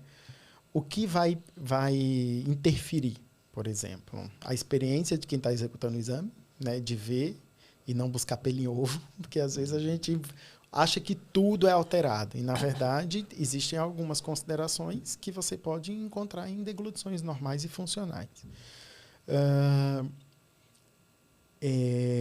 Eu tenho principalmente a questão da resolução da imagem.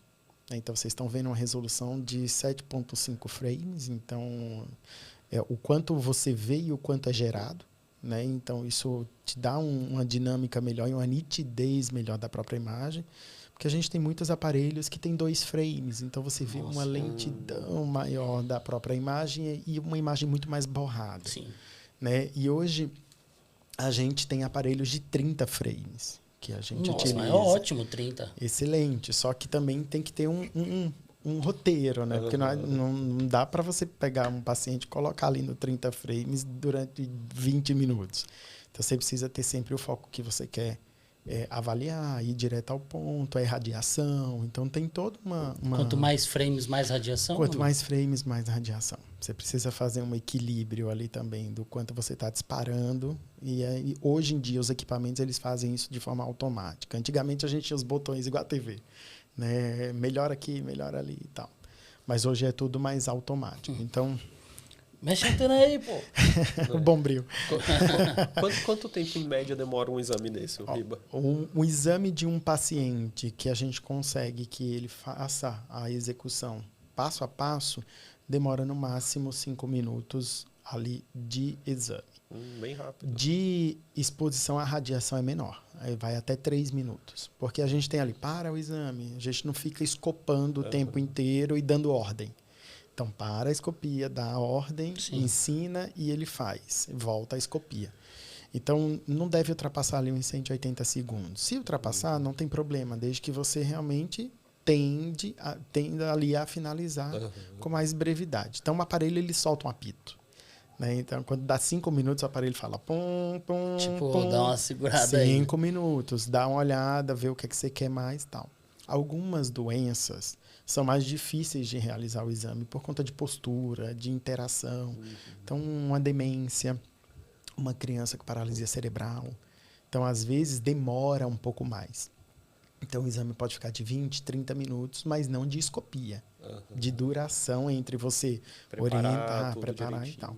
Então, assim, isso vai variar bastante. E um adulto normal é rapidez. Bem rápido. E aí, nesse tempo, o fono está lá o tempo todo, junto com o paciente, então também está exposto à radiação. Sim. E aí tem um limite de exames, por exemplo, Sim. por dia que você pode realizar? Sim.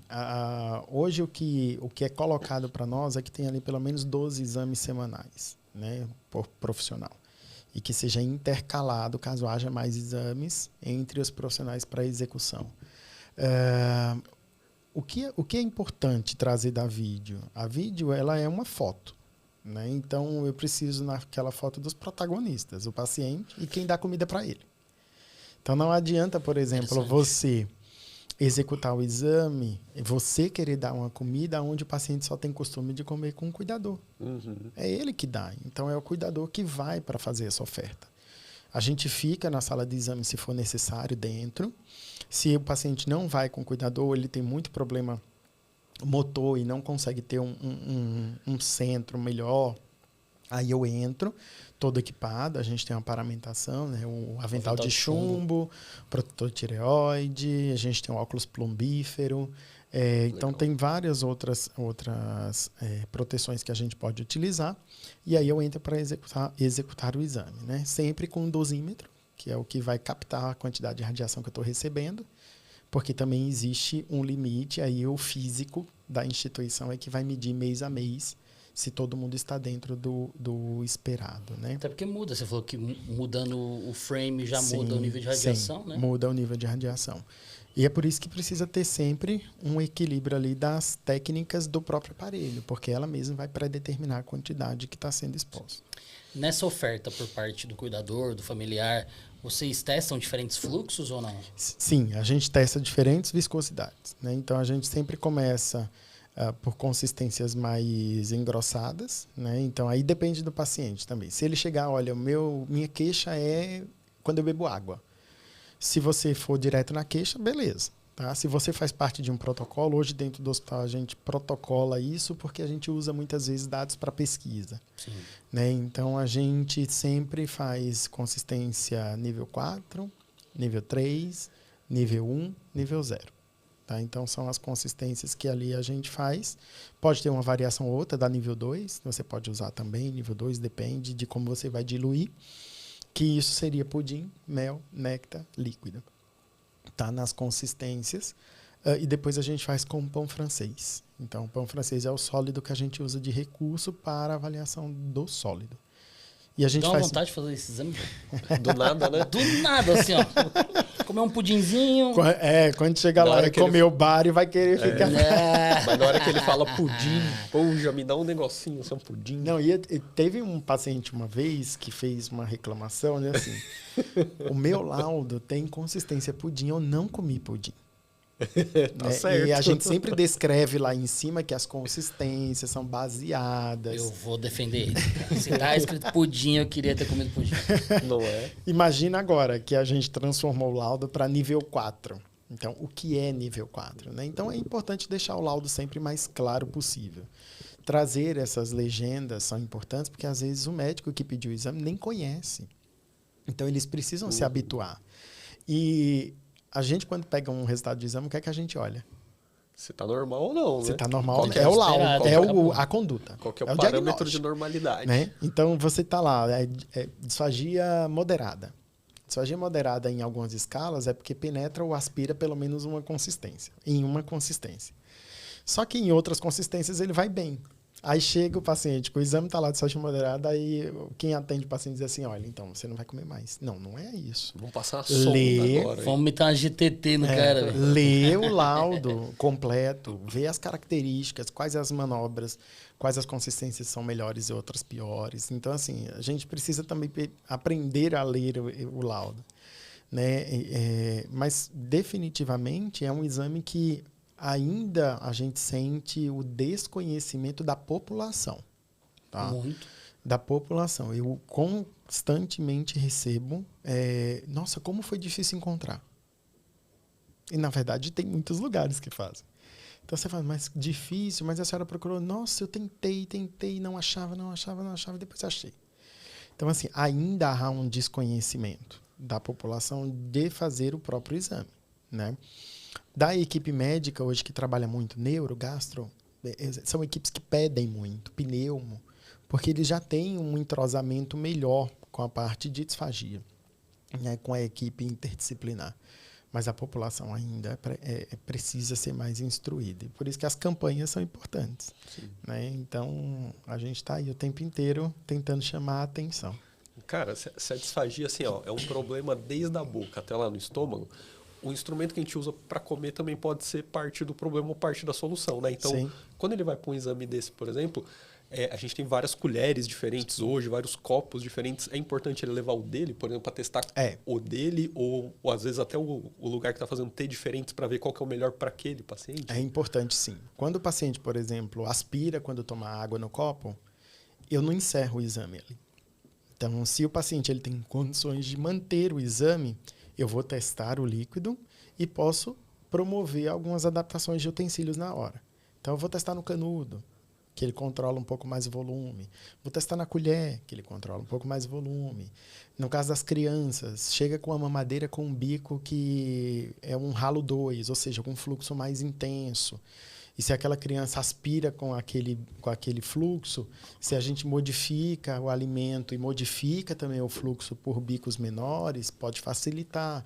Ou seja, a ideia não é um teste de passe e falha. Não é assim, aspirou, tchau, acabou o exame. Não é isso. A ideia é para ver o comportamento. A deglutição, ela também tem comportamentos envolvidos. Então, a gente precisa entender como é feita, né, a alimentação de forma geral e a deglutição de forma pontual. Então, o como vai fazer também interfere. Então, assim, olha, a senhora bebendo no copo tá ruim, mas se a senhora beber no canudo, ficou bom. Então, adapta isso no canudo, faz terapia e depois volta a beber o líquido no copo. Então, são situações que a gente vai pesquisando isso também ao longo do exame. Eu ia ficar com vergonha de levar meu copo de casa, velho. Um copo de requeijão todo descascado, velho, assim, sabe? Aqueles copos de alumínio todo amassado. Não é? Eu fiz essa pergunta porque dá para fazer um paralelo muito legal nessa hora entre a fisio e a fono, porque não é só dar o diagnóstico, é buscar a maior funcionalidade possível para aquele paciente. Sim. É a mesma coisa, o cara vai andar com um andador, com uma bengala, com apoio de outra pessoa. Eu estou tentando buscar a melhor marcha possível e o que vai ajudar ele a fazer isso da melhor forma possível. Né? Eu não quero só falar assim, não, ele tem um problema para andar. Não, eu quero saber a melhor forma dele conseguir fazer isso da maneira mais independente. Né? O que o exame traz de forma geral, e aí a gente também tem essa preocupação. O paciente nunca lhe conheceu. Você não sabe nem quem é o paciente. Não adianta você chegar ali e dizer, olha, você é disfágico grave, a minha sugestão é que você coloque uma sonda. Não é você que delibera isso. Então, existe uma equipe por trás que veio com esse paciente. Então, quem vai deliberar? A tua função como executor do exame é dar o diagnóstico. O diagnóstico está lá. Interpretar esse diagnóstico é de toda a equipe. Então, a equipe que vai receber o laudo, é por isso que o teu laudo tem que estar bom. Porque você precisa passar essas informações como se essa pessoa estivesse assistindo você fazendo. Né? Então, penetra com isso, vai com isso, melhora com aquilo, manobra tal. Então, por isso que o entendimento é importante. E, às vezes, a gente pode dar um tiro no nosso pé se a gente começar a dar conduta a partir de um diagnóstico de um paciente que você nem sabe quem é. Não tem o contexto todo. Não tem contexto 5 minutos com o paciente ali. Pô. E isso acontece. Tem filho que chega, olha, minha mãe tem Alzheimer, eu dou na mamadeira. E aí, se você diz assim na hora, não dê na mamadeira, primeiro ele não vai querer fazer mais o exame. Segundo, você vai estar condicionado a achar coisas que talvez não tenha. Né? E fora a parte de acolhimento. Né? Então, ok, então vamos dar como você faz. Se for ruim, a gente faz outras possibilidades. Vamos dar na mamadeira e depois, se o senhor se importa da gente dar no copo, e a gente mostra o desempenho, e assim vai. Então, não é um momento que você está ali para barrar a informação que chega para você. E se você utilizar da melhor forma. Então, realmente você garantir o melhor desfecho. Sim. Legal. Eu fiquei curioso para falar do fluxo. Porque como você começou a falar das consistências diferentes, Sim, 4, 3, 2, 1, pudim, do jeito que você falou mesmo, já parece confuso e você mesmo falou que as pessoas confundem, né? Ele falou néctar, eu não sei representar uma consistência de néctar, cara. Né? É aquele que você compra de caixinha no mercado, néctar? Não é, Ives, pelo amor de Deus. Eu nunca comprei néctar no mercado, Você cara. nunca comprou? Não sei. Suco néctar de Suco uva. néctar. O suco néctar. Ah, tá. Mas Não, eu não só é. compro, Não vai no evento, só não. compro de pozinho.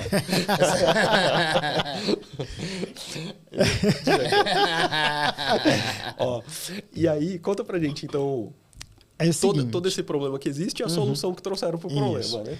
A gente ainda tem um problema que não é só com néctar, mas pudim. Tem muitos hospitais que dieta batida em um lugar e dieta pastosa liquidificada em outro são as mesmas coisas. Tem outro lugar que dieta branda e dieta pastosa são as mesmas coisas. Então, assim, a ideia é não ter essa fragmentação da nomenclatura. Então, eu faço parte do grupo de implementação do ITSE e a gente fez essa implementação em constante implementação dentro de um dos nossos hospitais e agora em um outro segundo, tanto do HCO quanto do Cristóvão da Gama da Rede DASA. Pode falar, né? E a gente, no grupo de implementação, a gente desenvolveu todo o grupo uma forma didática para as pessoas, porque a dúvida é como é que eu faço?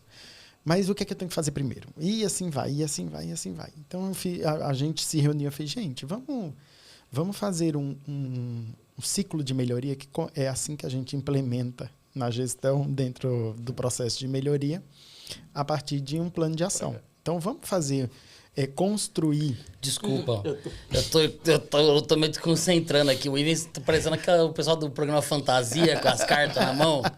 Mas pode continuar. Desculpa, velho, mas me desconcentrou muito.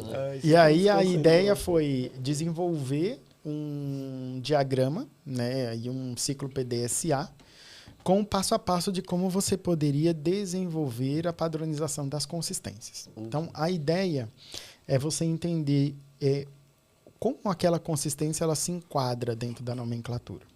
Né? Então, a gente está falando de manual de dietas, então cada instituição tem a sua, só que elas são divergentes. A cada 7 pacientes hoje que estão dentro da hospitalização, pelo menos 5 deles recebem uma dieta errada na sua internação.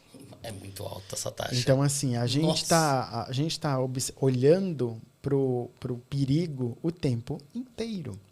Então, comumente você vê, foi para mingau para a dona fulana, mas a dona fulana não pode esse mingau. E assim foi entregue. Mas quem na pressão está uma coisa, a entrega foi outra. Ou seja, tem uma sucessão de possíveis erros. Né? Tanto de preparação, quanto de quem entrega, quanto da prescrição, e assim vai. Então, a ideia foi fazer essa implementação do ITSE. Então, o ITSE é uma nomenclatura que vem para padronizar, né, essas consistências. O que significa ITSE? ITSE é uma... Deixa eu colocar aqui para vocês verem. Se quiser mostrar para aquela ali, se quiser. pode ficar de frente. Mostrar aqui para a sua? Melhor. Então, o ITSE ele é um grupo internacional que fez ali um standard para todas as nomenclaturas das consistências. Então, o que é que ele propõe? Ele propõe que você classifique dos líquidos ao alimento o ITSE a partir de níveis. Então, vai do nível 0 ao nível 7. Tá? O nível 7, recentemente foi denominado, ele era só regular, mas aí ele foi denominado tanto como dieta normal, quanto fácil de mastigar.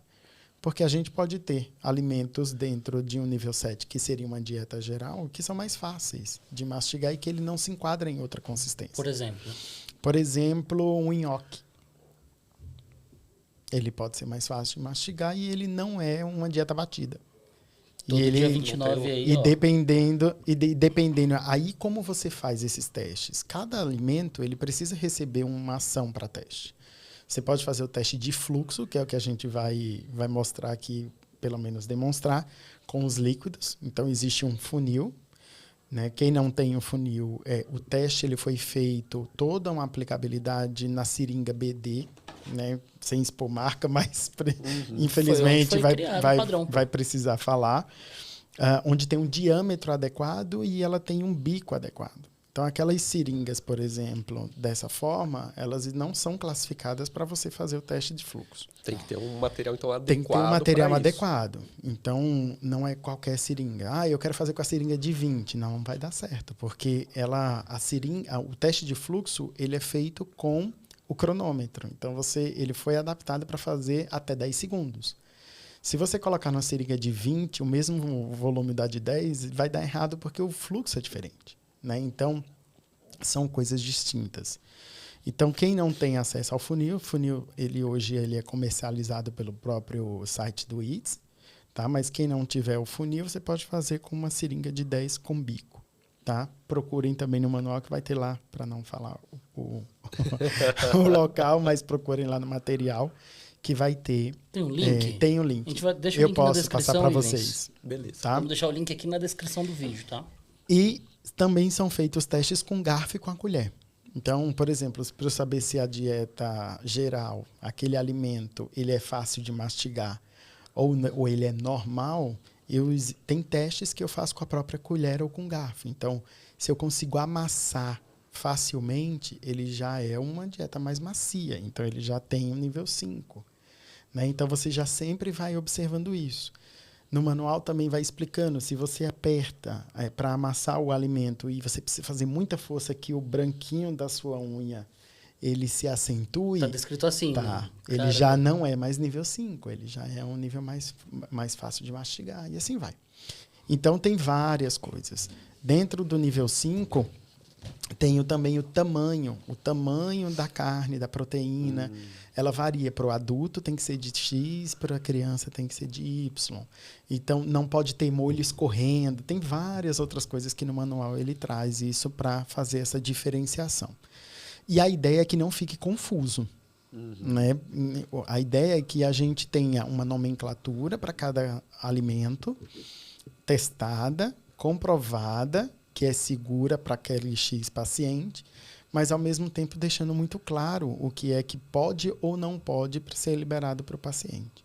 Então, por exemplo, se eu for avaliar o Ivens e eu classificar ele, o Ivens está liberado um nível 5 com um nível 0 de líquidos. Quer dizer que ele vai comer uma dieta, teoricamente, pastosa com líquidos normais. Então, o que vai ser classificado do nível 5 para baixo, o Ivens pode comer. Então, a nutricionista vai lá ver o que é que tem nível 4. Ele pode comer. O que é que tem nível 5? Ele pode comer. Nível 3, ele pode comer. Nível 2, ele pode comer. Nível 1, nível 0. Então, a ideia é você criar um hábito. Isso vai demorar muito, tá? Porque isso é um trabalho de formiguinha. Total. Mas, enquanto a gente não conseguisse dar aquele start para começar as implementações, a gente não consegue avançar. Então, no HCO, por exemplo, é o que a gente está mais distante, assim, distante não, de tempo que a gente vem fazendo a implementação. Então, a gente fez... O HCO foram 2 momentos que a gente avaliou, formou a equipe, que é o passo 1, desenvolveu um plano e um cronograma. Depois, o passo 2 é realmente testar as consistências. E aí a gente começou a ver que até o chuchu que ia... Gente, quem imagina que chuchu é duro? Ninguém. Porque chuchu é a coisa mais mole que existe. E aí a gente foi testar isso lá na cozinha, a gente viu que o chuchu estava duro igual uma batata. Então estava indo o chuchu para o paciente que não tinha dente e era risco.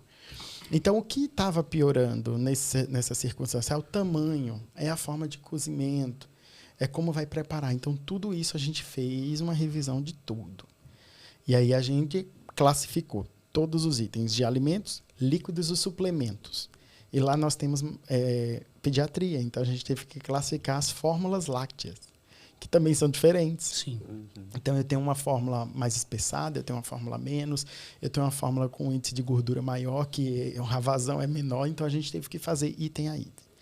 Achamos que estava tudo bem, vamos colocar em prática. Aí, de repente, teve que mudar o fornecedor dos legumes. Aí, o legume agora já vem cortado. Aí, como é que vai fazer o cozimento? Aí, o peixe mudou. Aí, você, meu Deus, agora volta tudo de novo. Aí, vai testando. E assim vai. Mas a ideia é que entrou um produto novo, não precisa de fono mais para testar, porque você já incluiu a nutrição, copeira, todo mundo, eles já vão lá e habitualmente eles vão classificar. Então, os testes, eles são contínuos. Não tem jeito, não tem uma coisa... Sempre vai entrar algo diferente do que você testou, né? Então, até peixe, a gente pensava que o peixe estava tudo bem. Quando a gente observou o peixe você não conseguia rasgar o peixe com garfo. Que aí é fácil. Você tem que pegar o garfo, rasgar o alimento e ele sai facilmente. Só que aí, quando a gente foi ver, o peixe ficava uma crosta. Não, e aí você imagina que lá no HCor tem diferentes cardápios para o paciente escolher. Então, tem muitas opções de comida por dia. São diferentes cardápios. Então, é uma loucura boa, mas é uma loucura. As nutricionistas sofrem com isso. Porque a gente está ali para determinar a consistência, mas aí o que agora vai para o paciente? Né? Essa cozinha deve ser uma confusão, cara, porque é muita coisa. É muito agitada, muito agitada. E aí a gente foi ver que, por exemplo... Colocar o Jacan para coordenar a cozinha dos O forno da cozinha não assava o peixe da forma melhor. Então teve que fazer aquisição de material. Então compra um blister que cozinha em vapor e é um recurso, mas... A instituição entendeu que é segurança. Sim. Então, não adianta ir comida errada para o paciente. A gente tem um alto índice de evento adverso no nosso país que não é notificado. Né? Então, a gente hoje tem uma cultura de notificar, a gente notifica tudo. Foi dieta errada, notifica. Comeu a coxinha de tal lanchonete que a filha trouxe, engasgou e aspirou e foi para o tubo, notifica. Porque são coisas referentes à segurança, né? E eu acho que isso é o importante. E precisa lembrar que, por exemplo, quando você investe lá no equipamento da cozinha, você está deixando de gastar nas complicações que isso gera. Sim. Porque se o paciente broncoaspira e vai para UTI, o gasto vai lá para cima. É muito mais caro do que eu investir comprando equipamento que traz mais segurança. Né? Então, assim... Só de oxigênio você gasta mais de R$500 em 24 horas. Né? Então, se você for somando, isso daí lá no final... De um paciente. De um paciente. Então, esse blister aí ficou barato no final das contas. Mas é entre outras coisas. O carrinho, a temperatura é muito alta e queima o alimento. Então, teve que adaptar a temperatura. Ou seja, é algo que é um processo de melhoria. Pô, muito grande. Tá? Então, e quando as coisas estão redondas, funciona. Funciona. Mas até lapidar... Isso. Só que aqui é o primeiro passo de tudo, né? O segundo passo disso tudo aqui é colocar na cabeça de quem prescreve. Né? Porque o médico que está hoje no hospital A, ele vai para o hospital B, C e D no mesmo dia, são todas dietas diferentes. E para o médico que prescreve também é muito complicado. Porque, gente, eu prescrevo dieta pastosa. Aí a dieta pastosa lá no HCor, por exemplo, vai carne moída, grão, com molho e tal. Aí o médico está lá, não é habituado, coloca dieta pastosa. O paciente, na verdade, teria que receber batido. Que na nomenclatura de lá é batido. Você acha que o erro não está em colocar na mão dele essa responsabilidade? O que? Da prescrição? Da dieta? Eu não vejo como ser o erro 100% da prescrição na mão dele. Porque tem pacientes que não têm indicação de adaptação de consistência e ele deve prescrever. A questão é a gente prescrever uma dieta para o paciente que tem comorbidades que podem levar à disfagia sem antes uma avaliação específica. Esse daí é o principal erro. Então, a gente chegou até a fazer um tempo, em outro hospital, a quantidade de prescrições que a gente mexia na avaliação. Então, o paciente chegava com dieta geral, a gente avaliava e modificava para batida com líquido espessado mel. Aí, a gente já notificava. Nossa, mas e aí assim também foi. é uma mudança brusca também, né? Mas acontece, muito. Porque o médico do PS, ele nem sempre vai ter esse olhar de ver o paciente como ele está. Né? Então, o paciente já chega com um Parkinson avançado. Para ele, está tudo bem. Se a esposa disser assim, olha, ele come dieta geral em casa, ele vai prescrever. Ele não vai considerar que ele tem um Parkinson avançado, que ele é rígido, que ele é isso, que ele não. Entende? Então, quando a gente vai ver isso, gera em torno de 32% das prescrições que a gente modifica de forma assim, E o número de eventos adversos desses 32% ali no primeiro dia? No primeiro dia acontece, mas a gente ainda tem uma pessoa muito fundamental na nossa vida, que é o enfermeiro. Sim. Então, por mais que ele tenha ali uma dieta Ele chega, ele vem geral, e fala, não, esse aqui não vai comer isso aqui, não. eles não dão. Então, o médico prescreveu dieta geral, eles barram na hora. Obrigado, enfermagem, que está Eles barram na salvando hora. mais A nutricionista vidas. também. A nutricionista tá lá o dia inteiro. Esse cara internou de novo, ela já sabe quem é. Porque já puxa ali Sim, aí quem fica é o mais fácil. paciente. Ela já diz, ó, não é essa dieta, vamos chamar o fonoaudiólogo. Então, ela acaba tendo isso. Hoje a gente tem uma entrada muito boa dentro do pronto-socorro. Então, os pacientes que hoje são sinalizados no pronto-socorro pela enfermagem, eles já fecham o critério, a gente já avalia no pronto-socorro. Que a gente já diminui esse tempo. Né? Então, hoje o nosso SLA é de 5 horas. Então, a gente acaba também favorecendo isso. Né? Que foi uma das formas da gente conseguir colocar mais pessoas. Né? Olha, a gente está tendo muito evento. A gente tem pouco recurso. Como é que a gente faz? Ó, se eu melhorar meu SLA com mais pessoas, você tem menos evento. Você gasta menos. Então, assim, esse jogo que tem que ter entre a gestão, o racional Sim. e o dado, né? Pô, 5 horas não dá nem tempo do paciente ficar com fome ainda, pô. Tranquilo. Você nunca fui pra lá, então. Ô, Riva, mostra pra gente, então, Eu vou só precisar de uma ajuda, Ivens. Diga, o que eu posso fazer pra te ajudar? Eu fazer já o estou sentindo quem será o avaliado. Não, vamos ver aqui o que o Riba vai fazer aqui. Opa. Eu vou precisar misturar, só para não ficar com grumo. Não sei se tem alguma colher ou Isso aí é o garfo. espessante, né? Mas aí a gente vai misturar da forma antiga aqui. Vai, eu pego ali. Esse é o se precisar. espessante. Geralmente, a gente sempre instrui de colocar o espessante primeiro para depois pôr o líquido. Porque se você colocar o líquido e o espessante por cima, a chance dele ficar com grumo É maior. ela é É muito maior, tá? Ou seja, já vi muita gente fazendo errado. Então eu vou colocar, eu coloquei duas medidas de espessante, eu vou fazer uma consistência nível 3, tá? Opa, que é chique. É só né? virar Só que virar, ele... não precisa Só virar? Ele vai levantando. Obrigado. Ó, Ótimo.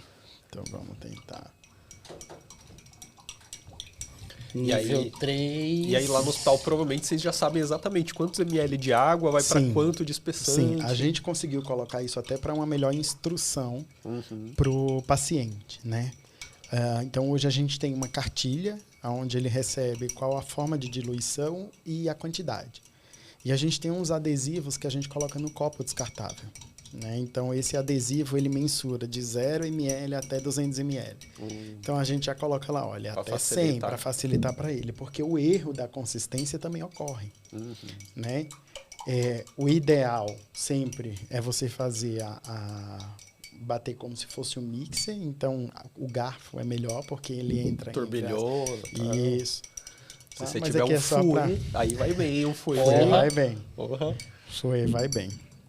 Então vou fazer aqui, ó, com líquido e vou fazer cronometra aí, Ivens 10 segundos Peraí, deixa eu abrir o cronômetro. para eu não fazer bobeira aqui. Ó, então, o que é o ideal para você fazer o teste de fluxo? Você vai colocar no funil com outra Você me avisa quando for pra soltar. outra seringa, outro meio. Aí tem 10 ml. Aqui tem 10 ml, tá? Então, sempre a mensuração é para 10 ml, 10 segundos, ok? Então, na hora que eu soltar o fluxo, a gente vai observar como esse fluxo ele vai desencadear até o seu final. E quando der 10 segundos, o Ivens tem que parar, tá? 1, 2, 3 e já.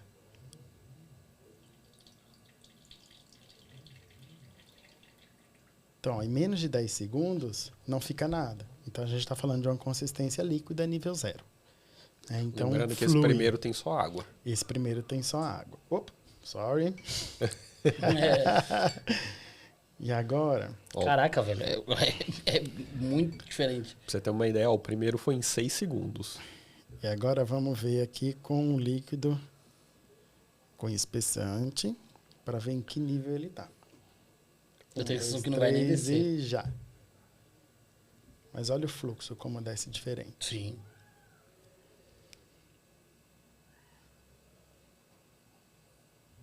Foi. Então, ele ficou no nível 2. Tá? Então, a gente está falando de consistências diferentes, viscosidades diferentes. Então, nível 2 da ITZY aqui. O nível 2 aí, isso aqui é o levemente espessado. Então, Tá? Provavelmente eu coloquei aqui, inclusive, nem desce. maior quantidade de líquido, porque a receita é sempre para fazer com 100 ml de água. Mas você não Aqui tem tinha controle do mais, volume. tá? Então ele ficou levemente espessado. Aí o que sobra me mostra qual que é Aí o que sobra já mostra no funil qual é o nível. o nível que tá. Então você classifica refrigerante, tudo que você quiser, tá? Então, dentro dos fluxos de líquido. Quando você quiser classificar, por exemplo, uma sopa batida, você não vai mais conseguir fazer pelo funil, porque é tão grossa que não vai nem descer. Então, o ideal é que você que faça a classificação e os testes com colher ou garfo. Tá? Se você levantar a sopa cremosa com garfo e pelos dentes do garfo ainda escorrer, a gente está falando do nível 3. Se você subir o garfo e a sopa ficar intacta, sem escorrer nada pelo nível do garfo, a gente está falando no nível 4. Então, assim vai. A classificação ela tem que ser feita com toda a matéria-prima. E essa é a dica que eu dou para quem está começando a implementar. Não tentem fazer com todas as dietas que você tem, que você vai ficar doido. Faça o teste da matéria-prima. Qual tipo de cenoura você usa? É picada? Faz o teste da cenoura picada. Porque essa cenoura picada, dependendo do nível, pode ir para várias dietas. E assim sucessivamente. Tá? Então, a ideia é fazer com a matéria-prima e depois você monta o cardápio com os níveis do ITZY com cada matéria-prima. Então, fica mais fácil ainda. Eu não vou tomar sopa do mesmo jeito, mas... No funil, ele avalia até qual, Riba? Até o 3? No funil, ele fica até o 3. Até o 3. Isso. E o 3, ele também, você pode tanto fazer no funil, quanto você pode fazer no garfo. E se não descer, é 4. Se não descer, é 4. Sobrou algum espessante aí? Sobrou um. Espeça um Guaraná aqui. O Guaraná precisa ter garfo. Porque você precisa tirar o gás. Você precisa tirar um pouquinho o gás. Não, vamos fazer só com o coisa, só pra ver. Não, ele quer pra gente beber. É só porque eu vou... Tem que colocar então põe as peças espessante primeiro. É verdade, ó, eu errando já. Não, é só porque, só pra levantar um negócio, porque o paciente, ele reclama dos líquidos espessados, porque ele fala, não, essa água aqui não dá pra tomar. Aqui, porque, ó, dá pra provar essa. Porque essa água aqui não tá boa. A Mas cara dele... por que ele olhou pra mim? A cara dele. Tira aqui que me sujei. Daqui. Não tá coisa. O paciente, ele caramba, reclama, né? Tem estratégias pra gente tentar melhorar isso? Tem. O que é que pode ser feito como estratégia? Caramba, deixa eu abrir isso aqui. Hoje é aí tô com mesmo. zero É que eu vontade. comecei a abrir. Foi? Porra, quer experimentar? Olha lá, não, né? Já tomou água Aqui, espessada? olha como tá. Ó. Nossa senhora, velho. Não faz isso. Que o Eu paciente ia falar um negocinho, mas eu vou deixar fazer. Ah, não. Estratégias que dá para Água. estratégias Água, que dá água. para fazer. Você pode fazer a água saborizada, né? Então isso também pode ajudar, Tenta abrir aqui, ver se você consegue. Eu né? não tô conseguindo. A grande questão Não muda o sabor, mas é não estranho. muda o sabor, mas a viscosidade é mais estranha na boca. O Né? que você fez aqui, velho? Esse aí foi o Riba, Deixa começou eu a ver abrir aí. e eu não consegui terminar. Deixa eu ver se eu consigo. Eu enxuguei aqui. Ó. É porque Enxugava. É porque na tua cabeça, quando você vai tomar água, você já tem uma sensação esperada, né? Sim. E quando aquilo vem diferente, a pessoa Vai. estranha mesmo. Então a ideia de Ah, eu fazer já tomei muito, já. Tá louco, velho. fazer do modo antigo. É isso. A ideia de fazer. CCH adorou. Mas eu Ninguém vejo... viu, Não, eu vejo no hospital o pessoal abrindo com a boca. Mentira. Não, pelo amor de Deus. Louco, velho.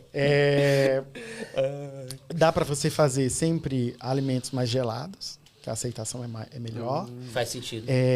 Gelados e com sabor, e aí dá para você fazer Põe só um pouquinho, só aquelas pra águas saborizadas. Você quer deixar bem...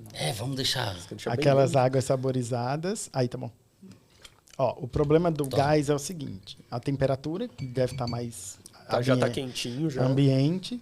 E o ideal é que você tire o gás do refrigerante antes um pouquinho, para ele não ficar essa espuma toda. Porque senão ele vai ficar muito mais espumoso. Então é isso, é gelar. Pode colocar fruta na água, água com gás, fica legal. Água com gás saborizada. Então os pacientes gostam. Água de coco. Tem certos líquidos que são mais aceitos. Sucos, águas de coco, são mais... Quando tem um saborzinho assim, né? Tem um sabor. E os suplementos? A gente consegue espessar qualquer suplemento? Não. Esse é um grande problema que nós temos dentro da hospitalização. Nem todo suplemento... Não faz essa cara, não. A cara do Guto. Nem todo Como me convencer a parar de tomar refrigerante? Nem todo suplemento você consegue espessar, porque o suplemento ele reage com algumas outras propriedades do próprio espessante. Então, muitas vezes você vai colocar um pote inteiro de espessante e não faz nada. Caramba. Então, assim, a forma também, você tem que ser... Se você vai fazer com o suplemento espessado, que você utilize um fouet, é mais fácil, ou então outra parte que liquidifique e fique melhor. Mas hoje, na indústria, nós já temos suplementos que já vêm espessado. Então, isso já também já dá um adianto aí na vida em relação a essa questão. A água ficou mais espessada que o refrigerante. Sim, por conta da quantidade, do volume. Porque na água tinha 2 também. É verdade. Então, interfere. Não muda nada o sabor. Não. Nada. Só Sabor, que não. assim, a A consistência. consistência. Então, às vezes, o paciente reclama assim, não me dá aquela sensação de eu ter liberado minha boca daquela secura. Então, ainda continua, porque é intermitente, ela não tem esse poder de acabar com boca seca. Ela é para hidratar, Sim, né? Então, ela sim. é como um suplemento mesmo.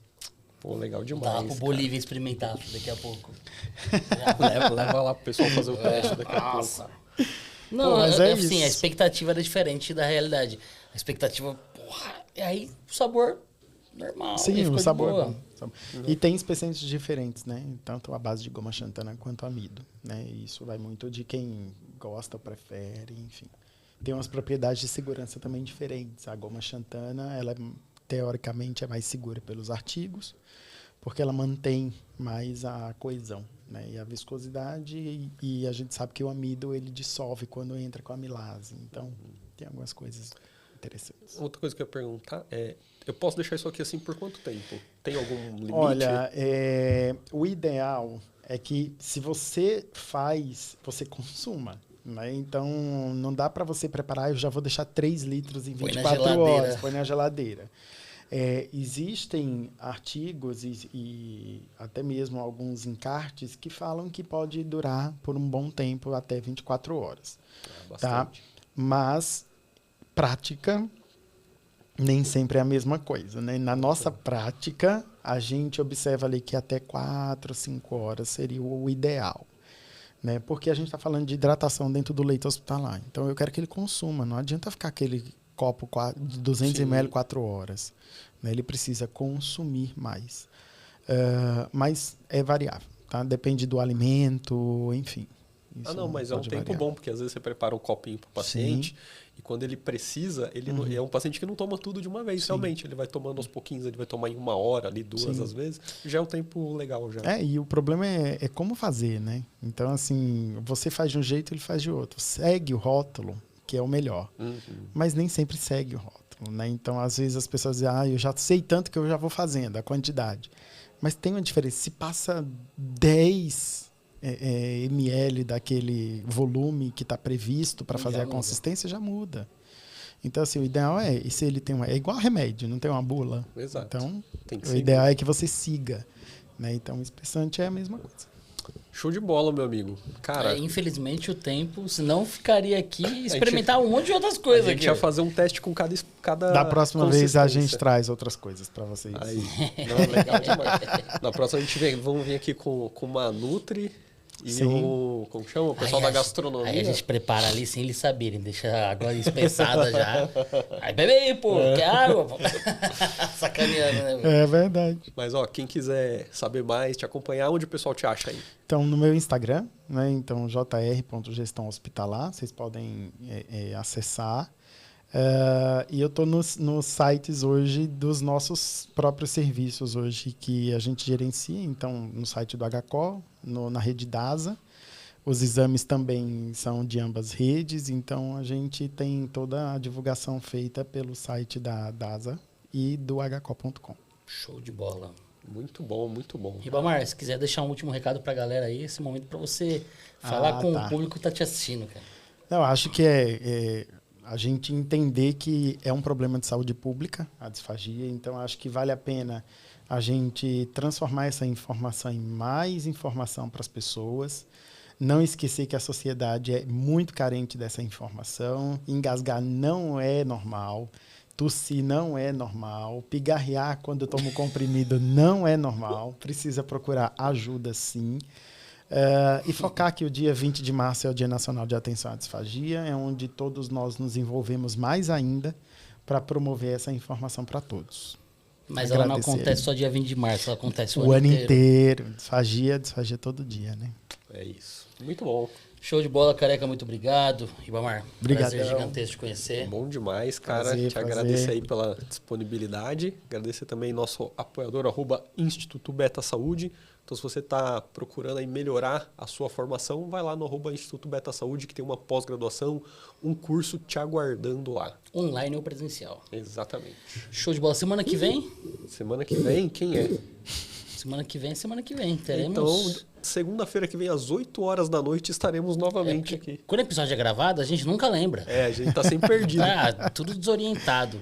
Mas é isso. Obrigado a todo mundo que está assistindo, acompanhando o Passando Planta Podcast todas as segundas-feiras às 20 horas. E você também que está acompanhando em outros dias a gravação aqui no YouTube ou nas plataformas de AudioStream, Spotify e Amazon Music. Lembrando que os melhores momentos dos episódios também são disponibilizados em cortes no nosso canal do YouTube. Mas também não deixem de seguir as nossas redes sociais, onde a gente posta um reels aqui, ali. Às vezes dá umas brigas, umas polêmicas nos comentários. Eu quero ver o reels do Guto experimentando a água. Não, esse pessoal vai rir. Porque o povo ficou bravo com o Rios aí essa semana. Teve. Eu adoro essas coisas. Mas sigam lá, @Passando Planta Podcast em todas as redes sociais, tá? Não deixem também de seguir @Iven Giacomassi, @Augusto Cruz Fisioterapia, @Abia Salgueiro e @Amanda Reis Fisioterapia. Todas as segundas-feiras, 20 horas, ao vivo ou gravado, o Show Ininterrupta há mais de 2 anos e meio. Nos vemos semana que vem com um convidado secreto. Secreto porque a gente não sabe quem vai ser aqui agora, mas vocês vão saber lá na divulgação. Valeu, galera. Valeu. Tchau, tchau.